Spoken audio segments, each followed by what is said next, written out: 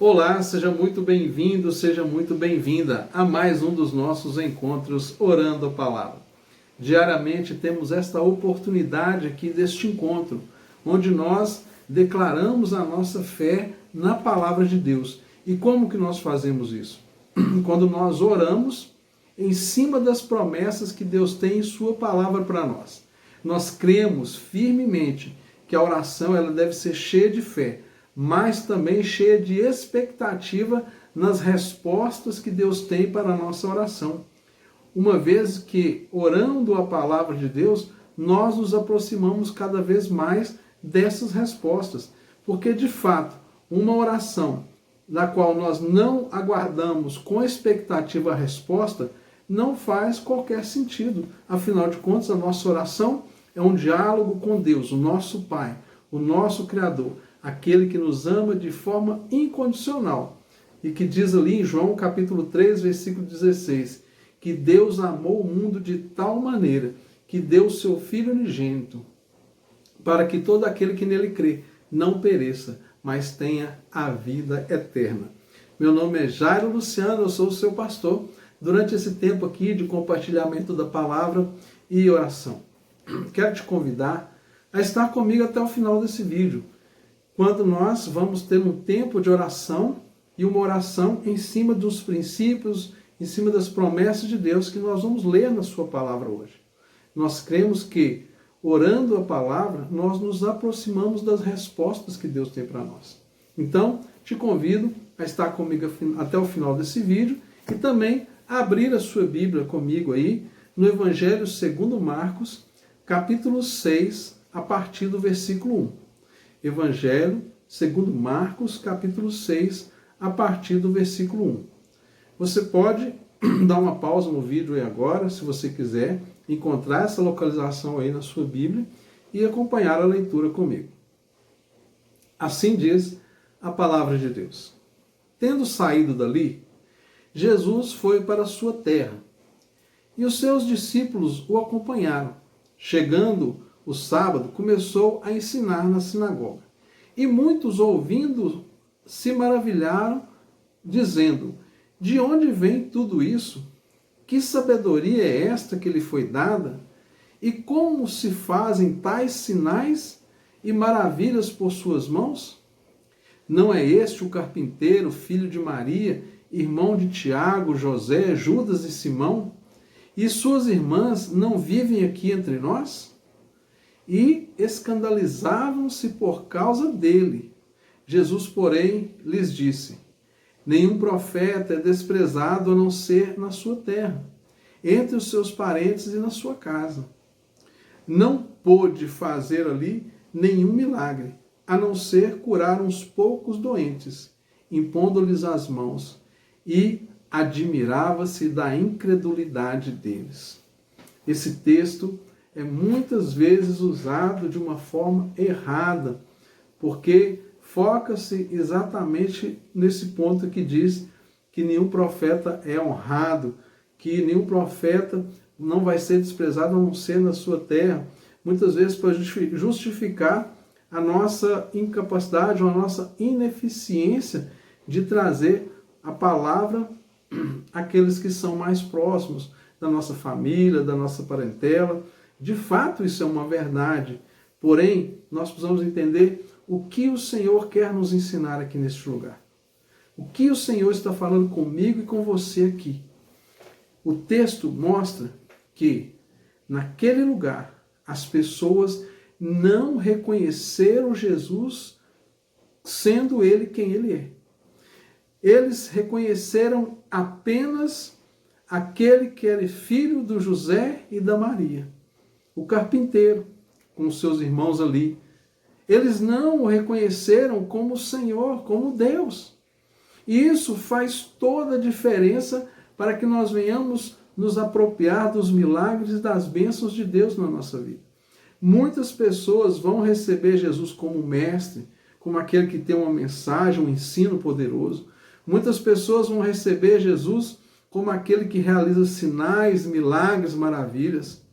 Muitos vão receber Jesus como um profeta. No Alcorão, o livro muçulmano, Eles reconhecem Jesus ali como profeta. Mas nenhuma dessas formas de se reconhecer Jesus, ela é completa, ela é plena. E por causa disso, aqueles que recebem Jesus como mestre, muitas vezes vão se limitar ao ensino. E quando você se limita ao ensino de Deus, você vai apenas estar tentando fazer alguma coisa que você aprendeu. Quando você se limita apenas aos milagres, você vai se prender quando você recebe o milagre ou quando você não recebe o milagre. Quando a bênção chega ou quando a bênção não chega. Quando você recebe Jesus apenas como um profeta, se não houver uma revelação ou não houver uma profecia acerca daquilo que você espera, você o desprezará. Você não permanecerá com ele. Mas qual é a forma correta de nós recebermos o Senhor Jesus? Qual que é a forma correta de nós o reconhecermos? De fato, como quem ele é. Jesus é o nosso Deus Todo-Poderoso. Jesus, ele não é alguém que surgiu e passa a existir a partir do momento que ele nasce ali na Galileia, filho de Maria com José. Não, Jesus, ele é Deus, a encarnação de Deus entre nós, Emanuel. Jesus, ele vem como aquele que vai pagar o preço pela nossa redenção. E aqui fala exatamente que aquele povo não pôde receber milagres. Não é que o Senhor não quisesse fazer milagres, não é porque não havia milagres disponíveis, mas aquele povo estava recebendo Jesus como alguém que tinha uma boa palavra, uma boa retórica, que tinha muita sabedoria, mas aos olhos daquele povo, Jesus não passava do filho do José, da Maria e com os seus irmãos. Jesus, ele estava ali e ele não foi reconhecido nem recebido como Deus. Há uma diferença tão grande. Quando nós olhamos a passagem daquele centurião romano que chega diante de Jesus e diz assim: eu sou homem de autoridade, e eu digo a um servo meu, vai, ele vai, eu digo, vem, ele vem. Ele disse para Jesus: eu não sou digno que o Senhor entre na minha casa, mas diga apenas uma palavra e o meu servo será curado. Aquele homem recebeu Jesus como Deus, como Senhor Todo-Poderoso. E Jesus disse para ele: assim como você crê, vai ser feito. Aquele homem que era considerado um gentil, ou seja, um homem que não era um judeu, era um romano, um centurião, mas ele recebeu Jesus como quem Jesus é, como Deus, como Senhor, porque na hora que ele fala, ele diz assim, ó, apenas uma palavra, eu sei que tudo que você der a ordem vai acontecer. Aquele homem sabia quem era Jesus, ele reconhecia a Jesus como Deus. Aqui, na terra de Jesus, no meio ali dos seus irmãos, dos seus familiares, Jesus, ele estava apenas sendo recebido como um carpinteiro. Apenas um carpinteiro, filho da Maria, irmão de Tiago, José, Judas, Simão, as suas irmãs estavam ali. Eles não o receberam como Deus. Como você tem recebido a Cristo na sua vida? Existe uma ação da nossa parte quando nós nos encontramos com o Senhor. É a maneira como nós o recebemos. O Senhor se apresenta para mim e para você.